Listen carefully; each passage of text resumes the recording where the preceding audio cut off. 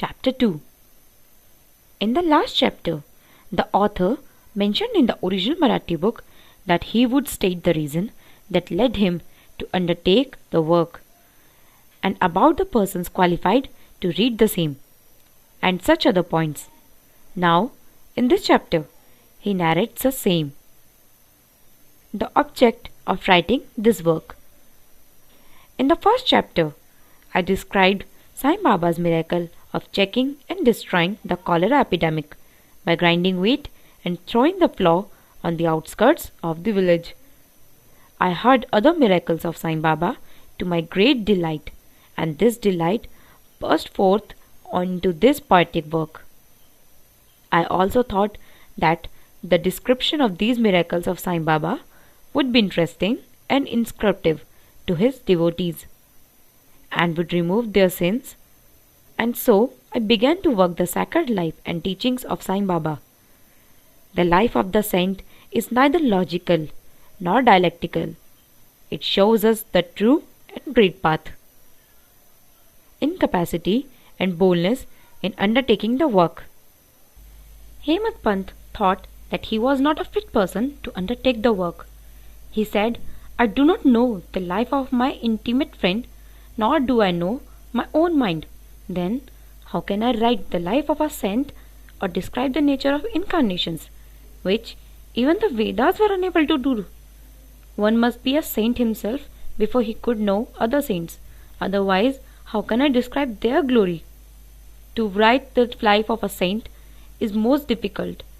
One may as well be able to measure the depth of the seven seas or enclose the sky with cloud trappings. I knew this was the most venturous undertaking which might expose me to ridicule. I, therefore, invoked Sai Baba's grace. The premier poet, saint of Maharashtra, Sri Dhyaneshwar Maharaj, has stated that the Lord loves those who write the lives of saints, and the saints also have their own peculiar method of assigning the service which the devotees long for. The saint inspires the work.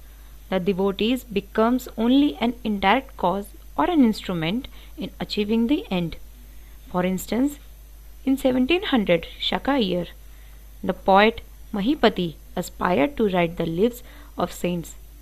Saints inspired him and got the work done. So also, in 1800 Shaka year, Das Ganu's service was accepted.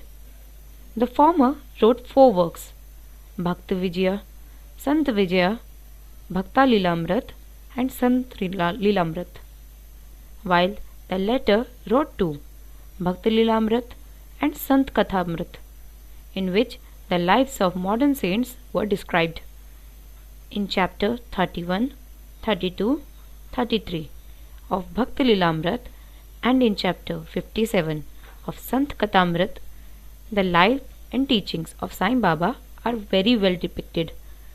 These have been separately published in Sai Leela magazine, numbers 11 and 12, volume 17. The readers are advised to read these chapters. So also, Sai Baba's wonderful Leelas are described by Mrs. Savitribai Raghunath Tendulkar of Bandra in a small book named Sri Sainath Bhavajanmala. Das Ganu Maharaj also has composed various sweet poems of Sai Baba. A devotee named Amit Das Bhavani Mehta has also published some stories of Sai Baba in Gujarati. Some numbers of Sainath Prabha, a magazine published by Dakshina Bhiksha Sanstha of Shirdi, are also published. Then the question of objection comes in, that while so many other works are regarding Sai Baba are extant, why should this Sai Charitra be written, and where is its necessity? The answer is plain and simple. The life of Sai Baba is as wide and deep as the infinite ocean, and all can live deep down into the same and take out precious gems like bhakti and knowledge and distribute them among the aspiring people. The stories, parables and teachings of Sai Baba are very wonderful.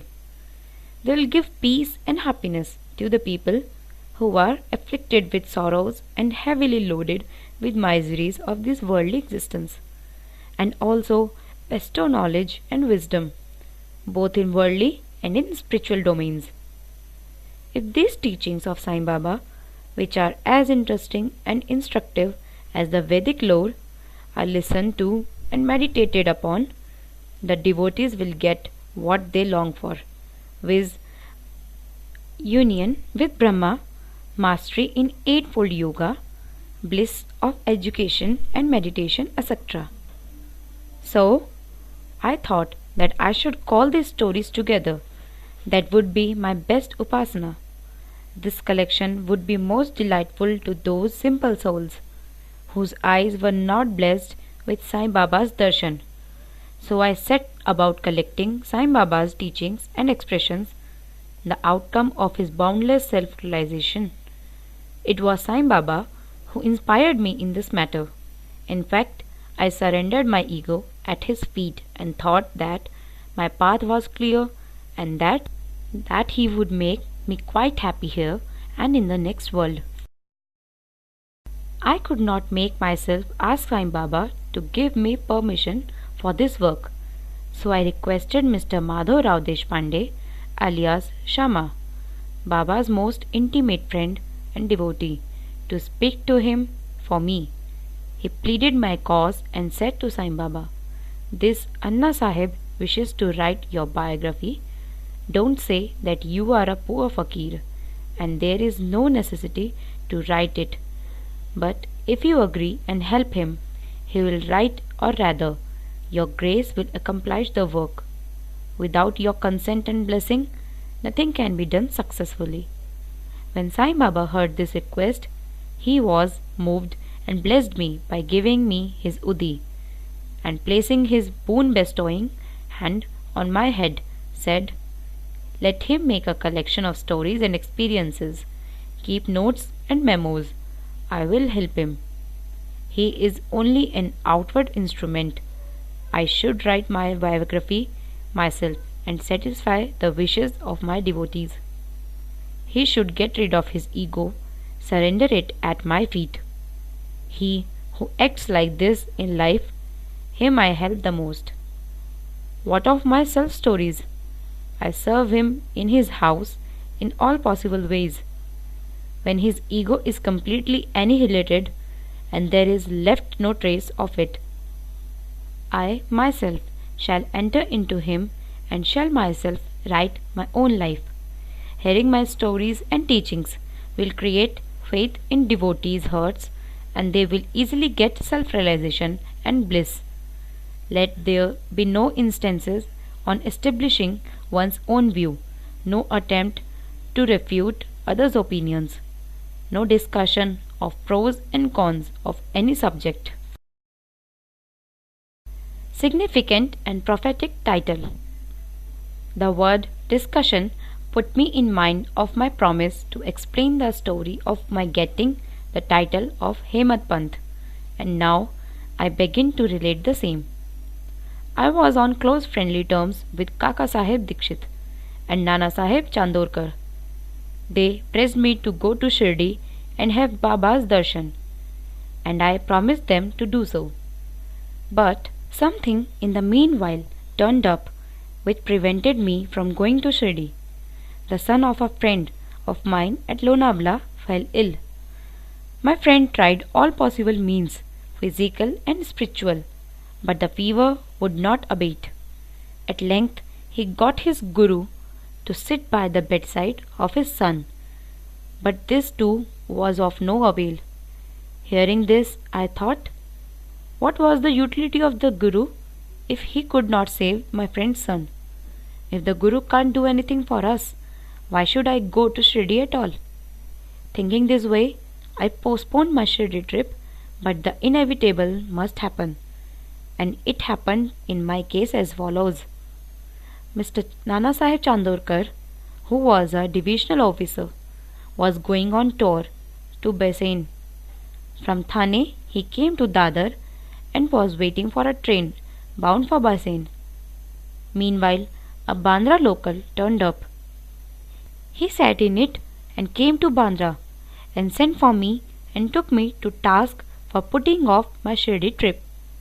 Nana's argument for my Shirdi trip was convincing and delightful, and so I decided to start for Shirdi the same night.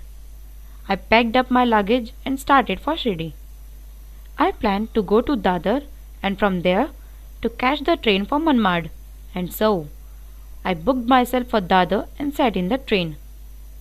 While the train was to start, a Mohammedan came hastily to my compartment and, seeing all my paraphernalia, asked me where I was bound to.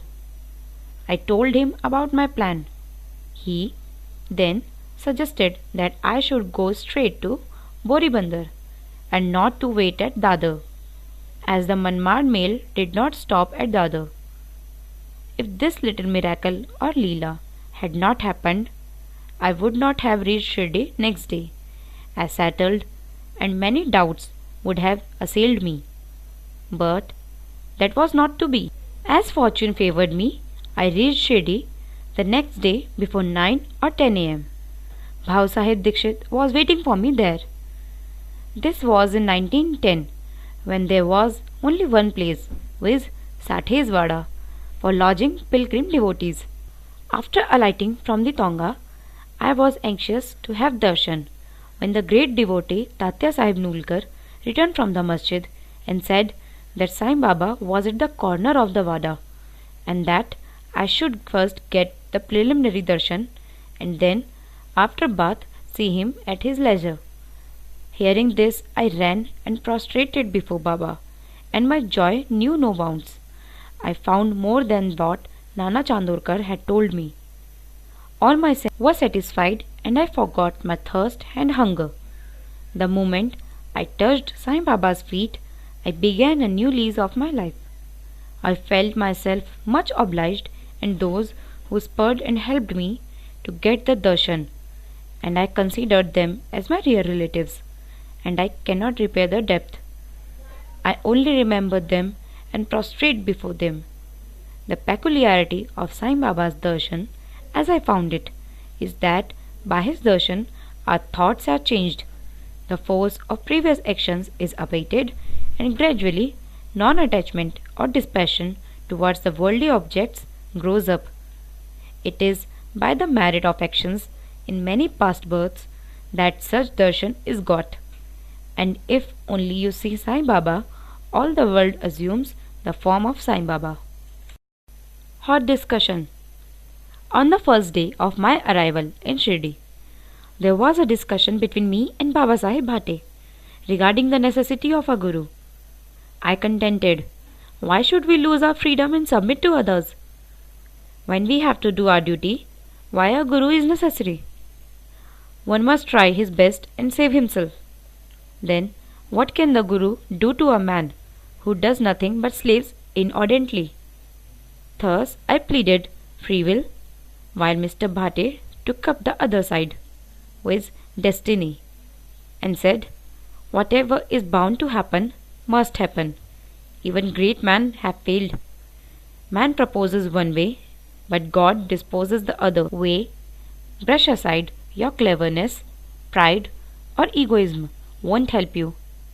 This discussion, with all its pros and cons, went on for an hour or so, and as usual, no conclusion was arrived at. We had to stop the discussion ultimately, as we were exhausted.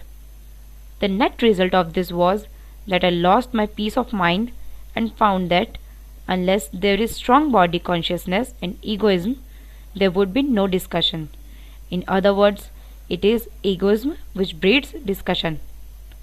Then, when we went to the masjid with others, Baba asked Kaka Sahib Dikshit the following: what was going on in the Sathwada? What was the discussion about? And staring at me, Baba further added, what did this Hemant Pant say? Hearing these words, I was much surprised.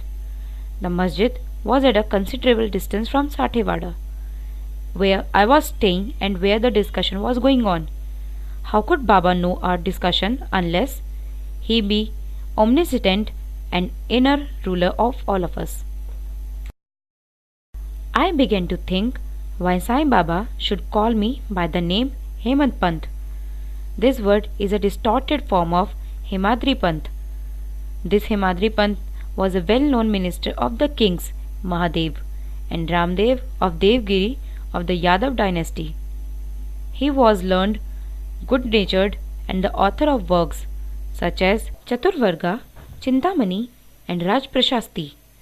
He invented and started new methods of accounts and was the originator of the Moody script. But I was quite the opposite, an ignoramus and of mediocre intellect. So I could not understand why the name or title was conferred upon me, but thinking seriously upon it, I thought that the title was a dart to destroy my ego, so that I should always remain meek and humble. It was also a compliment paid to me for the cleverness in the discussion. Looking into history, we think that Baba's word for calling me Hemat Pant was significant and prophetic, as we find that he looked after the management of Sai Sansthan very intelligently, kept all the accounts properly, and was also the author of such a good work, Sai Satcharitra, which deals with such important and spiritual subjects like Dhyan, Bhakti, dispassion, self-surrender and self-realization. About the necessity of a guru. Hemat Pant has left no note, no memo about what Baba said regarding this subject, but Kaka Sahib Dikshit has published his notes regarding this matter. Next day, after Hemat Pant's meeting with Sai Baba, Kaka Sahib went to Baba and asked, Baba, where to go? Baba said, high up. Then the man said, where's the way? Baba said, there are many ways leading there. There is no one way from here, Shirdi. The way is difficult. There are tigers, wolves in the jungle on the way. I asked, but Baba, what if we take a guide with us? Baba answered, then there is no difficulty. The guide will take you straight to your destination, avoiding wolves, tigers and ditches, etc. on the way. If there be no guide, there is a danger of the being lost in the jungle or falling into ditches.